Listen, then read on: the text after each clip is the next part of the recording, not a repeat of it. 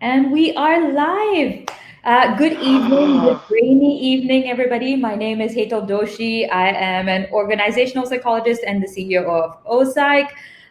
We do a lot of work with organizations as they embark on their amazing transformation journey in light of COVID 19. But my job as well, I've been pushed by the community to make sure that I support the community and not just focus on commercial stuff.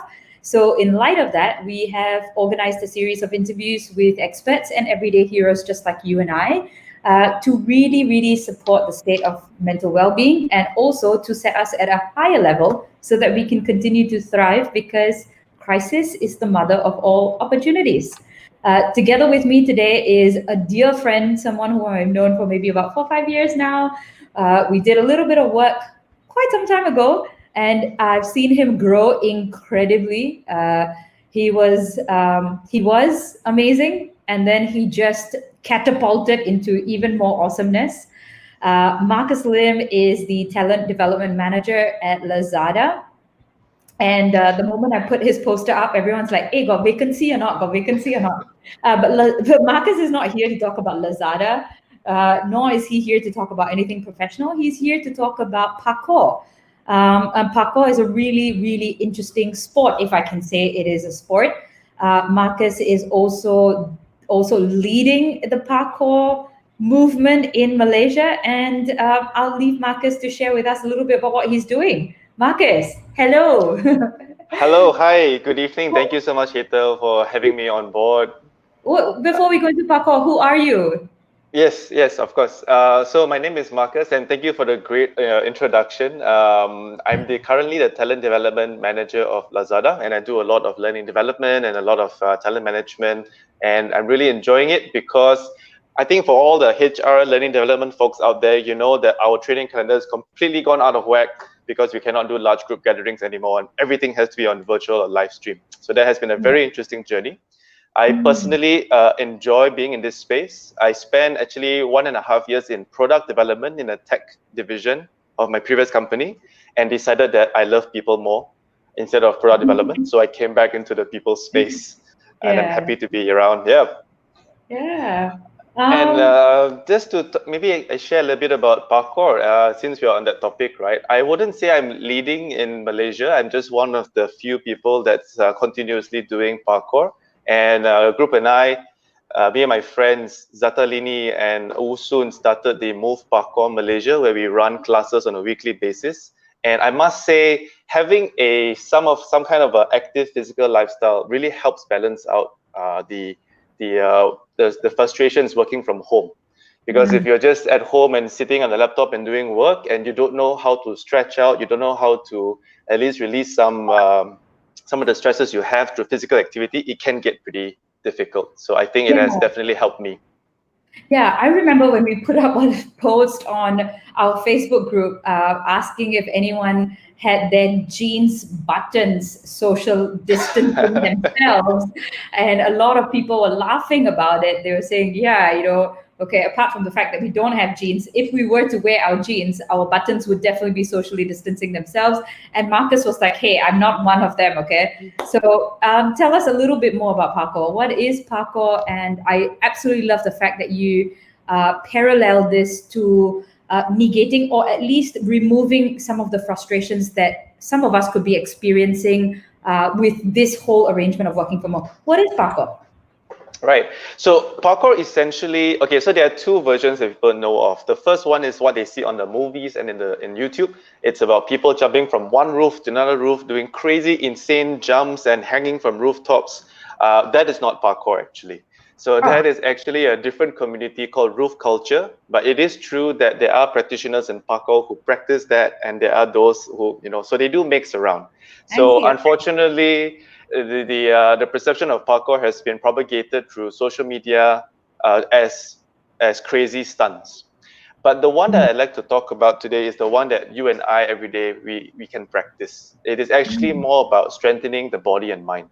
It is a mm, series of methods that we use to make sure that mm, our body and mind is connected and that we can control it and use it in a form that's natural to us. So every mm. movement we do in parkour is natural, and it doesn't involve rooftopping and jumping over buildings. It involves your everyday playgrounds and parks. But you can say that we don't use the playground equipment the way you and I would, that normal many people who don't do parkour would use, because we see it quite differently. Okay. Yeah, go ahead. Yes. Marcus, I have seen all the stuff that you're doing. None of it seems natural stuff that everyday people can do. So I don't know what you're talking about. So let me just explain a little bit in a layman's terms.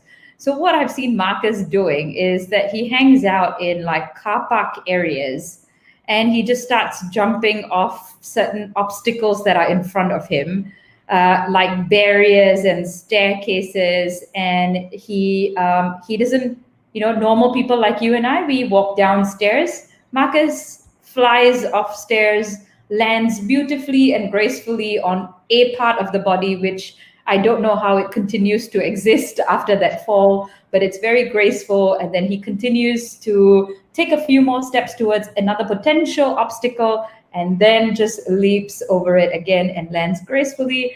And that is just something that I've seen in the recent times. Previously, I've seen you doing it in parks as well. So you're talking about what we can do as everyday human beings in a way that strengthens and connects our mind and body. Is that correct? Yes, that's correct. Okay, so yeah, forget me for a minute. Go ahead.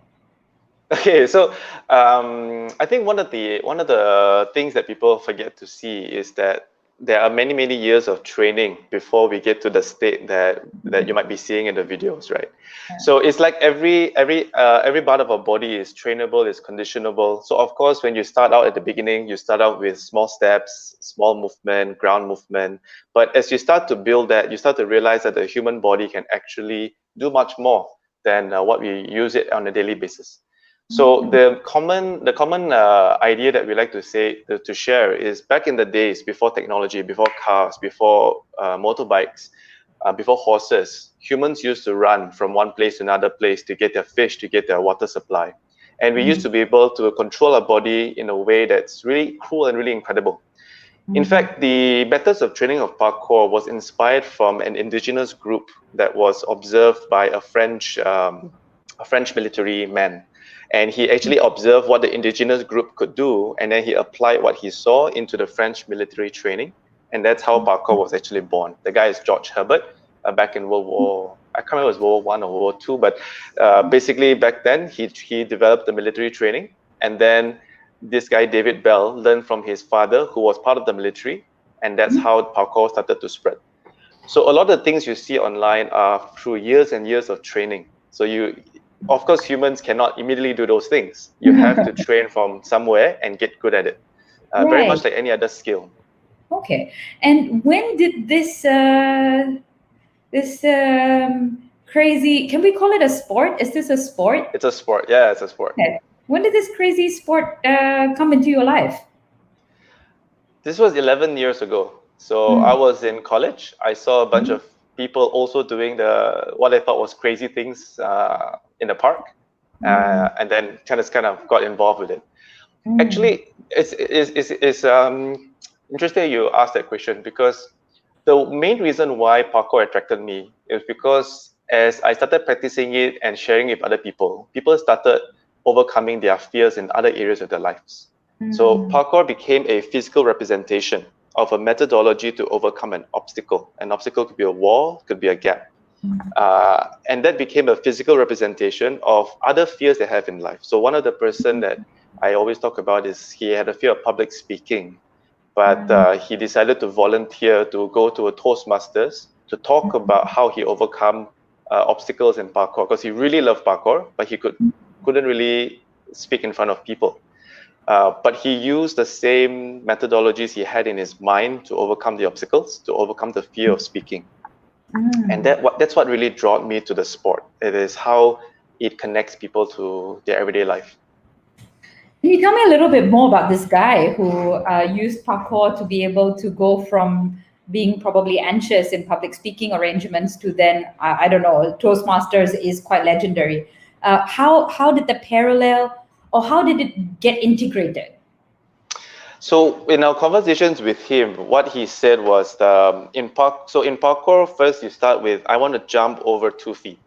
And then you practice and you drill and you train and you do a lot of you jump at least 1,000 times of that 2 feet jump before you actually go to the next level, which is the 3 feet, and then you go to 4 feet and 5 feet, right? So you in your email you're asking about the mindset behind overcoming obstacles. Actually, there is no magic formula. There's no special ingredient in parkour. It really comes down to breaking down the steps to achieve a specific target.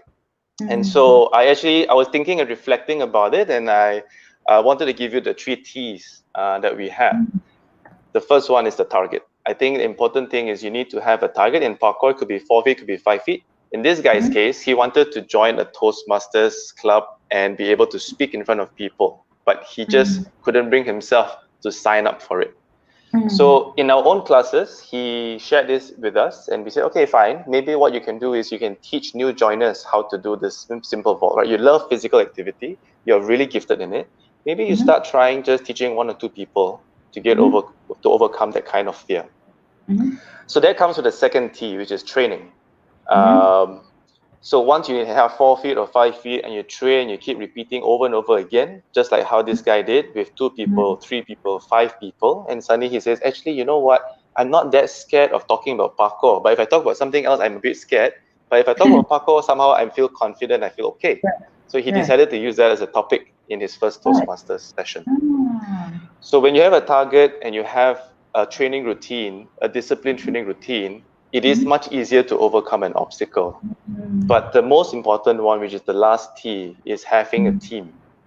It's because of your friends around you, the people that support you, that actually helps people overcome and learn from their feedback loops, right? So over this past 10 years of me doing parkour, I've never imagined starting my own company called Move Parkour Malaysia. And it would not have happened without the help of Lini and Wu Sun. But there's so many others in my life, right? Afiq, Faris, that has came along and they've moved on to different things. But then now I have a team, which is Lini and Usun, who started Move Parkour with me, which was a fear that I had. I didn't know that I didn't think I could start my own thing. So I think having a target, having a proper training routine, and having a team to journey with you has really definitely helped in overcoming the obstacles that we face in parkour. Awesome. I love that you've, put some thought into how you're going to have 3 T's, which makes it very easy for people to remember. So you have a target, you have A training routine. a disciplined training routine, and then you have a team that supports you in this. What if you are totally not disciplined? Because I think that's a very important thing. I think a lot of people have dreams, they have like targets, and then discipline tak ada, or don't have the discipline. Now how does one become very disciplined? Exactly. And a lot of times that's where the team comes in. So they kind of feeds to each other. So I remember, right, we in Move Parkour, we created a social media calendar. We say, oh, we want to create posts every Friday, da da da da. And then after a while, things happen, and then Things happen. and unfortunately, I got lazy. I stopped posting, and then it was my friends in Move Parkour that says, hey, what happened to your Friday post? You're supposed to do something. Do you need help? I said, oh yeah, actually I do need help. I ran out of ideas. Can you help? And then the other day we were supposed to create lesson plans, right? And we ran out of ideas on what kind of lessons to do at home. This was the other partner. And so again, we film each other's routine, and we share each other what we're doing, and we inspire each other. So I think the team element is super important in building the discipline. The team element is also super important in crystallizing your target, because sometimes your target is not clear. Some people do not really know what they want. And it's super important to keep asking the question, what do you really want from this? Overcoming this obstacle. What does it mean if you overcome this obstacle? Then the motivation comes in. Yeah, I like that. One of the most famous things that we bring into play, and maybe you can use this as well, is the Spice Girls song. Tell me what you want, what you really, really want. I'll tell you what I want, what I really, really want. Then you tell me what you want, what you really, really want. I really want a zigzag ah. A zigzag ah is what? What the hell does that mean? Yeah, exactly. I probably have missed out on a very important point that you have mentioned. While a lot of us think that maybe we're not good at discipline, then another part that we're not very good at is crystallizing what the real target is and why it really matters to you, I guess, on top of wanting it. I really like the idea of team. I think you have said it so simply and so just so simply. Like, every time I hear, big organizational or big corporate talk. Oh, the team, we have to do this, we have to do that. Yours is just like, hey, our team is just there to support us, give us ideas, give us inspiration, and that in itself is a feedback loop. How wonderfully and simply said. If only organizational leaders or business leaders just talked about it that simply as well, rather than having like super hardcore KPIs and targets and frameworks and stuff like that. Just having a nice, yeah, just have a good team lah. So, what are some principles of parkour? I think I'm not sure whether it is the same as your three T's, or did you have something else in mind when it comes to principles of parkour? So there are two core principles of parkour, and it's actually in French, but I cannot pronounce it, so I'm not going to try. But the English translation, Try, I should say, yeah. the English translation is, the first one is to be and to last. And this one is a huge, it's a huge driving, how do I say this? It's like a moral compass for us, because if you push too hard, parkour is dangerous, parkour is risky. You can break bones, you can break your body if you don't do it properly. And then if you allow ego to take over, then you do start to do silly things. So the idea of to be to last is simply that at age 90, we should still be able to do what we're doing right now. Maybe not at the height and the impact, but we still should be able to run and to move and to traverse over the environment, across the environment. So when we train, it is not this to be and to last talks about training for sustainability, training so that we can go on and continue to protect our body. And we're not training to show off. We're not training to be better at than somebody else. So I think to me that's a huge moral compass. The second one is also, it says to be strong and to be useful.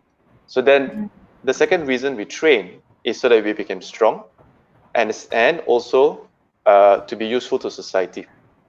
So when the founders of parkour started to build this art or this sport, they wanted to be the firemen. They wanted to train to be policemen because they come from a very rough neighborhood, and they wanted to help the people there. So they were trained from young so that they can qualify to be a policeman or to be a fireman. And that philosophy has kind of spread across as well. So we train up today. That there could be two things, right? One, physically fit so that we can help people in time of need. But because we're in a much more advanced community, these kind of things don't happen very often. You don't go into fights very often and things like that. At least not in the areas that we are in. But by having a fit body, we also make sure that our mind is fit. So being useful intellectually, being useful, being alert, being aware is also as equally important today. So these two philosophies kind of governs or focuses us on why we do parkour. To be and to last, to make sure that we do things that can help us go through the years, and to be strong and to be useful. Yeah, great. That's awesome. When you say to be useful to society, I really like what you shared about in regards of when you are strong with your body and you've trained your body, then you become strong in your mind and you can intellectually support a community because you have a strong mind. Because prior to this, when you were talking about parkour and being useful to society, I was like, how is the ability of parkour going to help society? But physically, do you add value to the society as well because of your fitness or agility? In my own personal experience, I think so it has added value in the sense that if somebody needs to move an object from one place to another place, then usually it's much easier to help. So every time I explain the strong to be useful at the early stages, this was the same exact response I get. Very rarely do we need to chase down thieves. Very rarely do we need to make sure that people are not being bullied. If it does happen, it will be useful. But in my experience, I've never had to use the parkour skill for that purpose.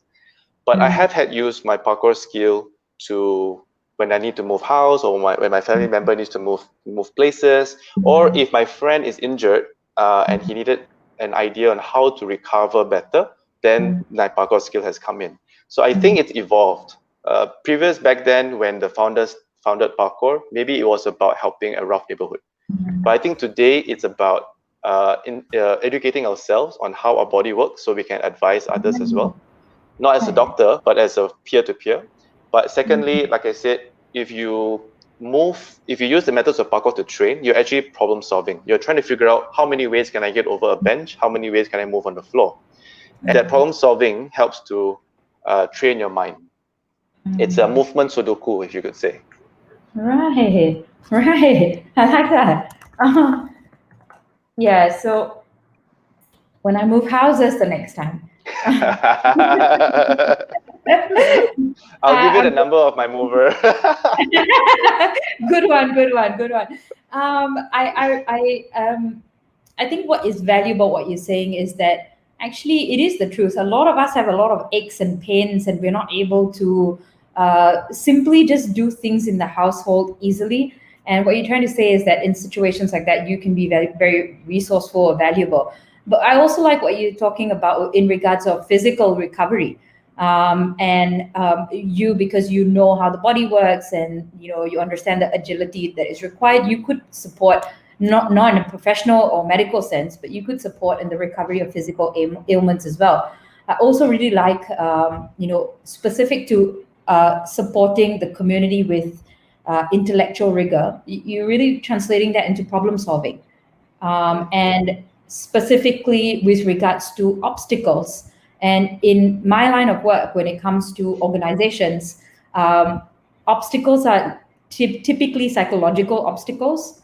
And what you're trying to say is an ability to have your movement Sudoku trained up so well that you're able to constantly get past your psychological obstacles and probably support others as well. And that's actually the biggest problem in organizations.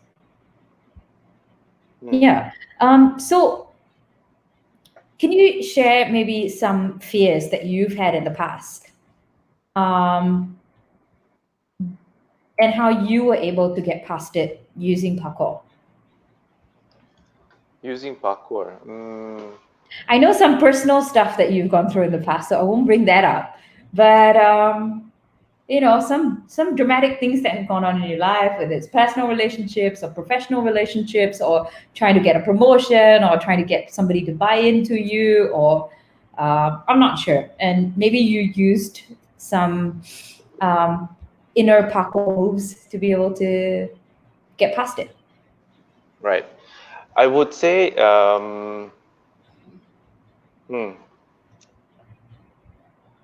it comes back to, so I can't really think of a scenario at the moment. I think it becomes so the first thing that came to my mind is that the problem solving or the way of approaching a situation has become so natural. Sometimes it's hard to find a specific situation. Do you remember a recent time that maybe you were going through a couple of fears or obstacles and you're able to get past it? Okay. Actually, so there is one example I can think of, that, but this is more personal. It's not corporate. It's not in a working context though. It doesn't matter. So 2 years ago, I made one jump which was a mistake, and I tore my ACL. So I had to go, and I actually took 1 year. So when someone tears the ACL, which is a ligament in the knee, you're supposed to do a surgery immediately to repair it. There's no other way to fix it. You have to do a surgery. But I actually took 1 whole year to actually get the surgery done, because I was so scared and so afraid of actually going for the op, because I knew that once I do it, it will never be the same. And for a very long time, actually, I think I was in denial, because I continued to try to condition and to train the muscles to support the ligament, the joint, but it never actually worked. And I was in complete denial of the entire of my situation, that I had to go for surgery. So when it comes to parkour, there'll be moments where there are certain obstacles where you just cannot jump over because of the similar fear, and it could be an irrational fear. And there are actually 2 ways to overcome that. The first one is really, there are some people who are able to just jump and see what happens. I call them, they basically just react and then just go. The second one, which is more my type of people, I need a progression, I need a process, I need to slowly digest the information. So I take a very long time to get over an obstacle. But eventually, I do my best to get over the fears I have. Mm. So about 7, 8 months in, I realized there's no way that I could avoid a surgery. So my way of dealing with it is, again, I need to process it. So I started watching surgery videos online. So I go on YouTube, I watch how they open up the kneecap, how they cut open the hamstring so I had a choice of a hamstring or a tendon. I chose the tendon because it's stronger. So I needed to go through all these research and videos before I could sign up for the surgery. And the surgery is 1 hour. But after that 1 hour, it is 6 months of, again, continuous, I would say, torture. Because the first 3 months, you won't be able to walk. And then the next 3 months, you won't be able to run. So for a person who jumps and runs constantly, it was really hard to get used to it. So I would say that the entire journey was made. I'm not going to, how do you say this? It is a real human journey. I'm not going to say parkour made it so much more easier, because it didn't. In fact, it made it harder, because I used to be able to do this. Now I can't do it anymore. But because of the physical fitness that I managed to maintain, the recovery was faster. So my physiotherapist said that I could start walking and start jumping a bit earlier. I was able to go through the rehab a bit better because I understood my body. But when I look at the patients next to me who were not as physically tuned in, it was a lot harder for them, and a lot harder for them to build the discipline. So I'm not saying that parkour is something that everyone should pick up, but what I'm saying is everyone should pick up a sport to continue to move, to continue to stay fit, so that you understand your body better. So if an accident happens, it'll be easier for you to recover. Right. Yeah. I guess it's your insurance with regards to crisis as well, because you have well prepared your body. It's just like financial crisis. You've got a good Right. Savings, and then when it hits you, you're like, okay, I'm better off than most people. And in your case, that physical fitness was somewhat your savings as well. I think this is just I think it's just amazing that you decided to watch these surgery videos. I might have been more scared, but that saying, that goes, face your fears, and that's literally what you did. You were watching those surgeries, and I guess what's also interesting is then you made a decision about which surgery you're going to opt for. Yep. So it's Yeah, so people get scared because they lose control. And for me, I exactly. needed to know what I'm going to go for, what's going to happen. Yeah. Yeah. I like what you said about the savings, because then it clicked. If you spend 10% of if you save 10% of your savings every day for insurance or whatever, then spend 10% of your time every month to go do something. Spend 10% of your time every week, maybe 1 or 2 hours every week, just to go do something, badminton, football, something to keep yourself active. And you get that insurance that you talked about.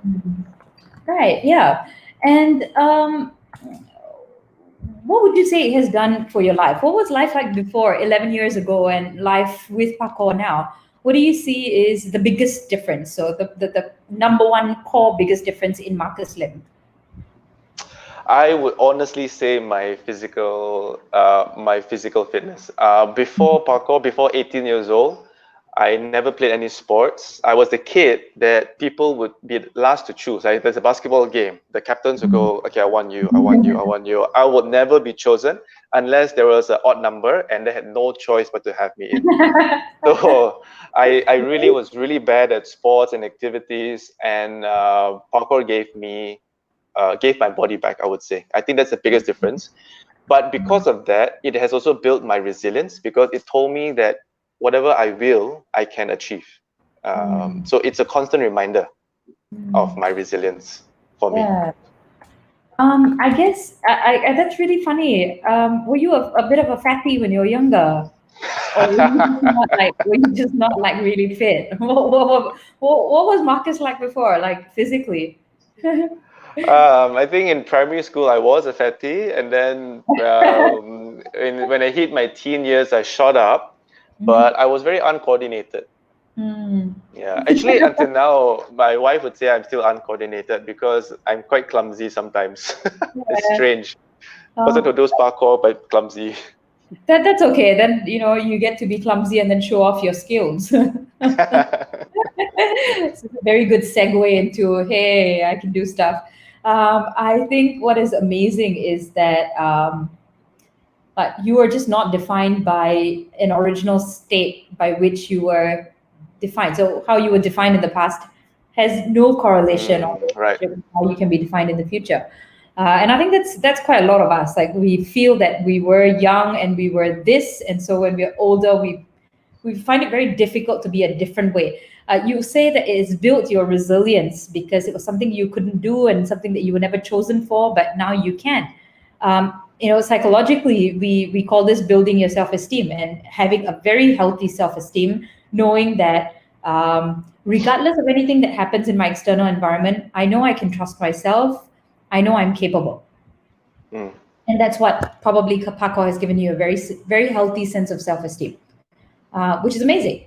And I've seen you in action. I remember when we were together, when we were working together on that incredible journey. Honestly, it was a Yep. very incredible journey, and that even though you didn't necessarily have specific skills to be able to facilitate, I think it was one of your first few times where you were actually facilitating on a topic like that. You did an incredible job super quickly, super quickly. You almost made me Oh, lose my thank you. job, Marcus. You almost made me lose my job. Too kind, too kind. Yeah. And for those who may not know, Marcus is extremely young. He's, yeah, he's probably much younger than you think as well. What is your advice, Marcus, for people who are a little bit of fatties right now, including myself? The jeans buttons are socially distancing themselves. Um, or in general, just going through this really tough time in COVID-19. What is your advice for friends who might be going through some kind of obstacles?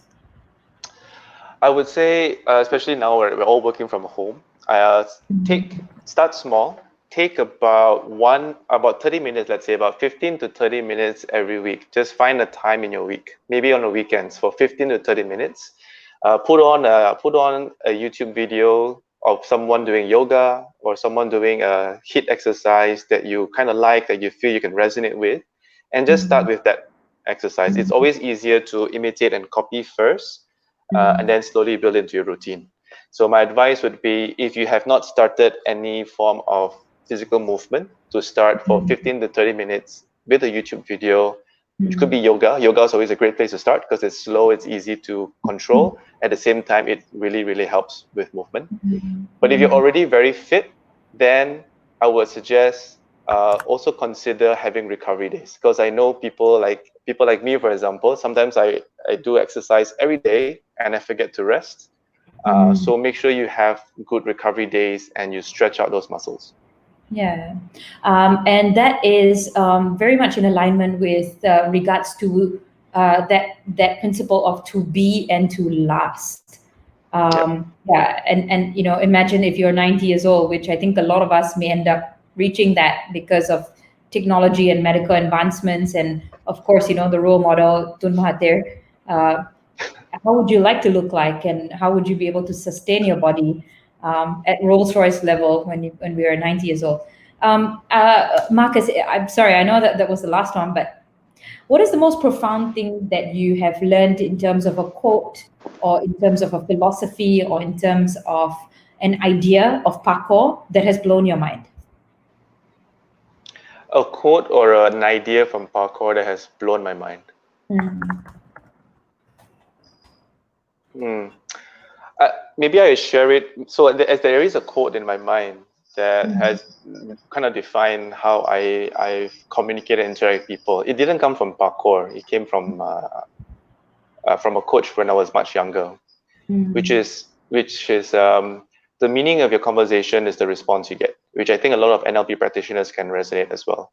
I Mm. truly believe in this statement because I find people are trying too hard to help people, to make people understand what they really mean, Mm. when if you change the mindset and you think about it and you truly believe that the meaning of my conversation is the response that I get, then how you understand it is what matters more than how I'm saying it.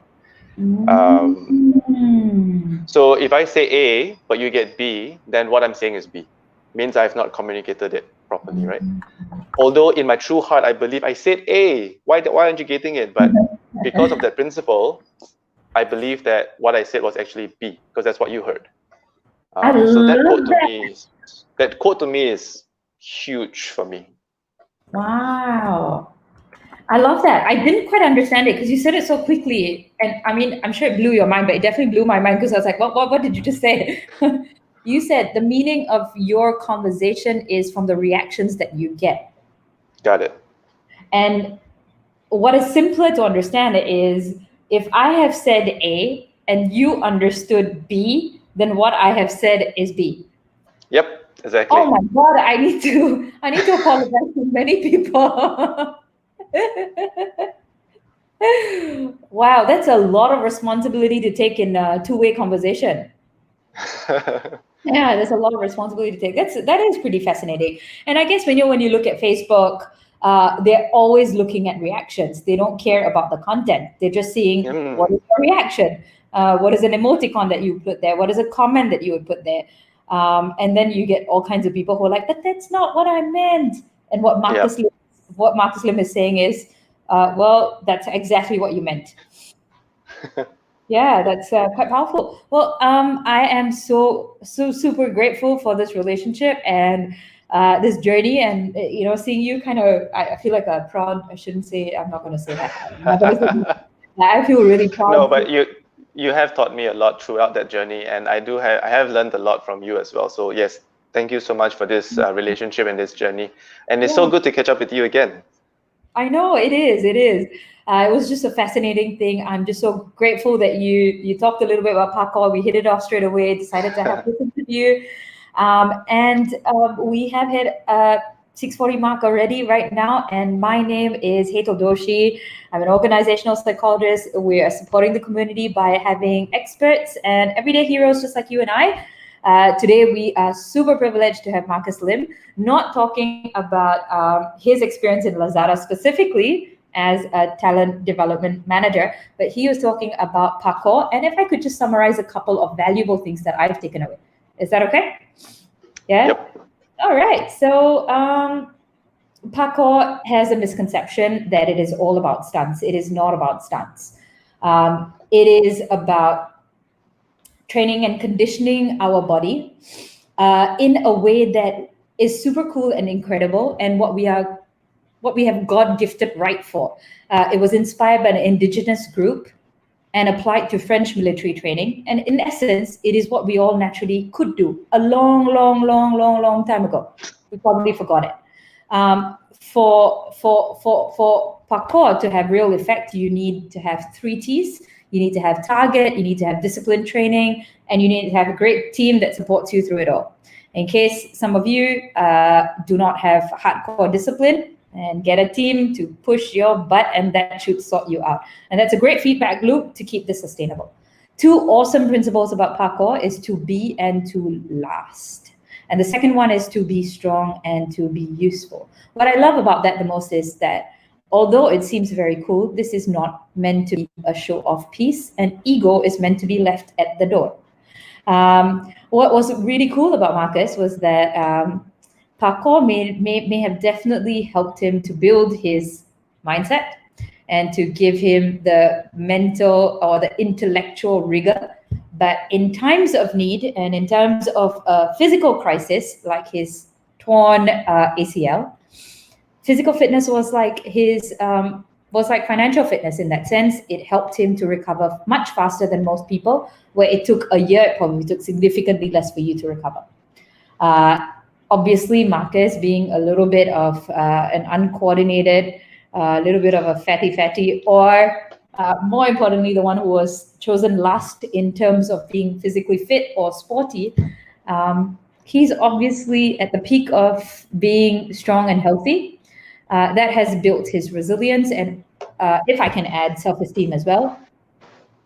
And the most valuable advice that Marcus would like to offer is be careful of the meaning of conversations that you have. It is the meaning of a conversation is purely based on the reactions that you get. If you have said A and the person understood B, then basically you have said B. With that, Marcus, thank you so much for your time. It's a very good summary. Very good. Nice. I know, good job, right? I was told that a couple of times. We have great conversations, but there's no summary. So then now I'm multitasking and doing better. So thanks a lot, Marcus. You take care. All the best, okay? And All right, you too. and if there are any friends who are looking out for jobs at Lazada, what do they do? You go to lazada.com.my, scroll down to the career site. We are definitely hiring. E-commerce is doing far better, much better than, yeah, we're doing good. We're doing great. Okay.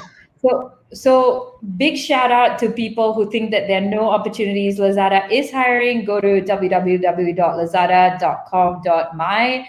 Go all the way to the bottom. There's careers. Click on that and go apply. Do not go directly to Marcus Lim, okay? He's Yes, got please. a lot of other things to do as well.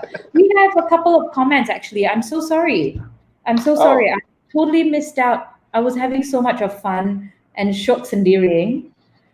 That I totally forgot about you, my friends. So our viewers are saying Marcus and Zatalini are doing wonderful coaching for children too. I strongly recommend, honestly, parents who are so into online learning for their kids, please break it up and have some cool, amazing techniques that you can learn from Marcus and Zatalini, and obviously their team as well. Marcus, can you share your views if parkour is okay for those who are more than 50 years old? Yes, definitely. So yes, people who are more than 50 years old can still do parkour, but the form of parkour they do, it will be slightly different, of course. It is going to be more focused on strengthening and rehabilitating some of the joint that has kind of worn out over the years. So there is actually, the very good case is the one in Singapore. So there's actually a group in Singapore. All the students are above 50 years old.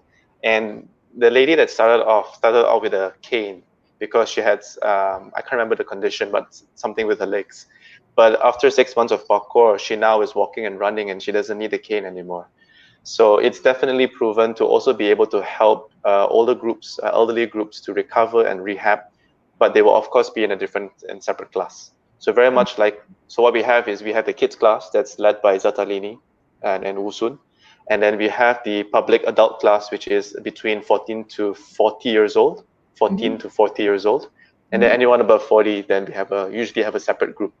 But of course, it depends. There are some 45-year-olds that are super fit. I have one colleague, John Kam from the jungle, super fit guy who's also doing parkour.